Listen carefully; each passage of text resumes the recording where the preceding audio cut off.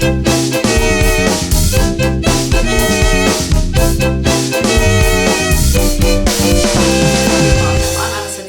tutor and the online violin tutor. Welcome to today's lesson, which is lesson 5.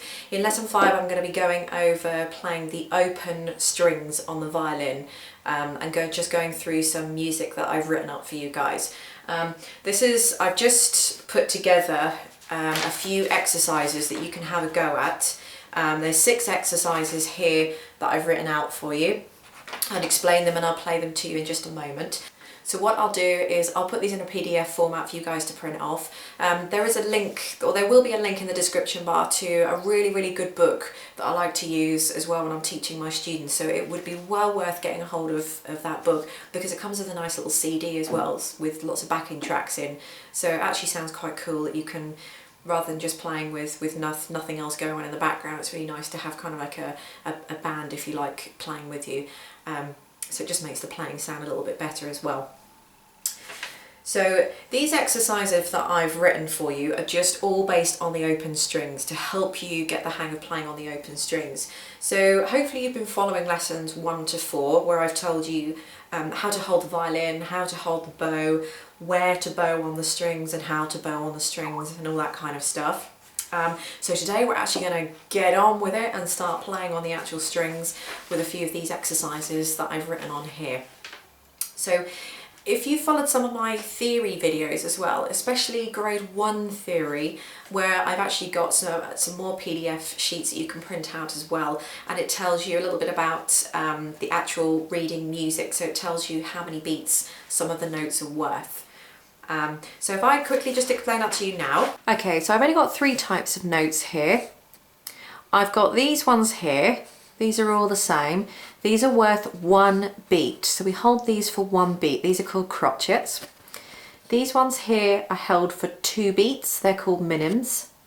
And these ones here are held for half a beat each. They're quavers, so they're faster beat notes.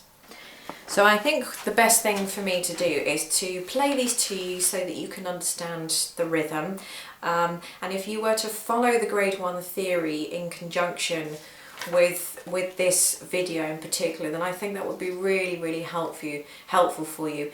So it's going to be very difficult for me to explain both things all at once without the video being really complicated or too long. And also these videos are designed for complete beginners as well as anybody that just wants to refresh their memory. So again, rather than kind of going back over myself and going over old ground that I have already covered in the other videos, I think it would just be beneficial for you to at least watch the first few minutes of my grade 1 theory, where I actually just explain a little bit about some of the different beat length notes and how long we hold them for and all that kind of thing. So I think that'd be really worthwhile for you to do that. But moving on, for anybody that wants to refresh or just get on and start playing, then I'm going to be playing these exercises for you now. So I understand that you all might not be able to see the music from the screen that clearly, but like I say, I will put this into a PDF format for you so that you can print it out and you'll have a copy on your own. So if you printed one out and followed along when I was playing the exercises, then that would probably be much easier for you. So what I've done to start with is just to write the names of the open strings on exercise 1 only. You've got repeats of some of the notes, but I've not written in the repeated note, so hopefully you can help to learn them. But I've just written the names of the open strings. There's only 4 open strings, so as long as you remember, this one here is G, this one at the bottom of the lines is D, in the middle is A, and at the top is E. One in the middle, A, D, A, and D. So if you do feel you need to put the pencil or need to put the letter names in pencils next to some of the other notes until you learn them, go ahead and do that. But the point is by the time you get to the bottom of this piece of paper, you will know all of the open strings and exactly where they are on the music, as well as some hand in trying to get the hang of the rhythm as well. So I'll take these at a steady pace for you, and here is exercise 1.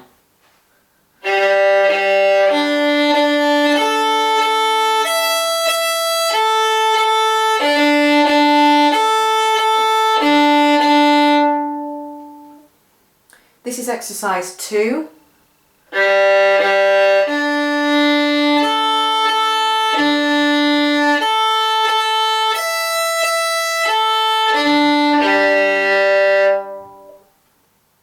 exercise 3.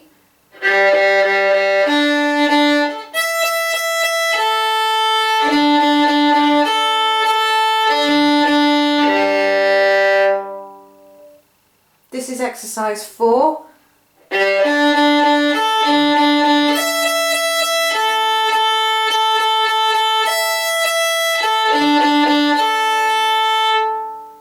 This is exercise 5.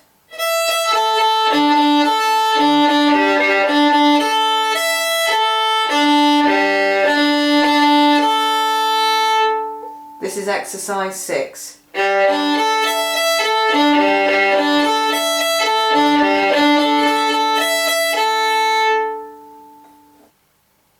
Hopefully you can use what I've just played there as examples of how they should sound. Don't get too disheartened with this. Don't forget, I've had many years of playing myself. I wouldn't expect any of you guys or any of you beginners out there to be playing exactly as I would, because like I said, I've been playing since I was 4 years old. So quite a long time.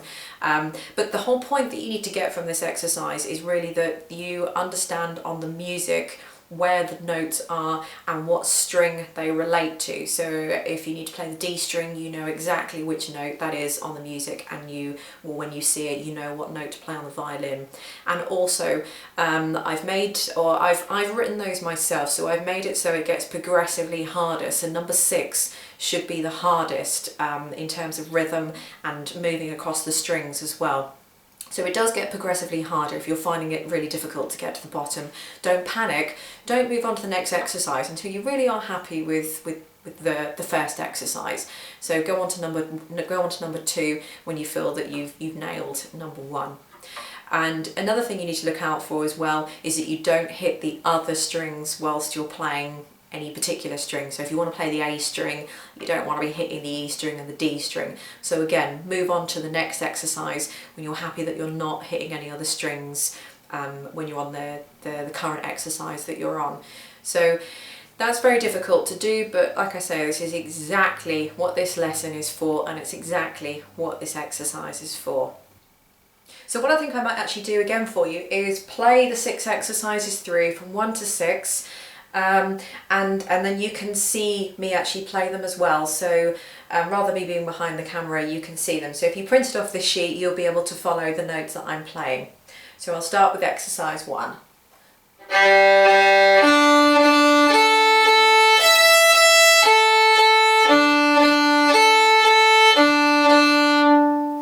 This is exercise 2.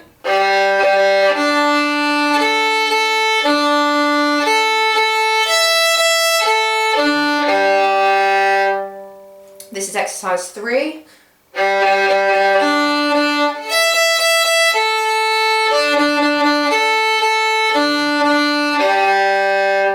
This is exercise 4.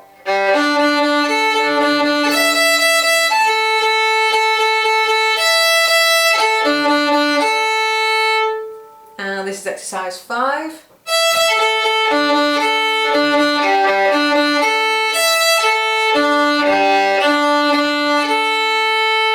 And this is probably the hardest exercise of them all because you're jumping all the way across the strings. So you really do need to have a pretty good sense of control so that you're not hitting any of the other strings, and you can separate all of the strings. So this is number 6.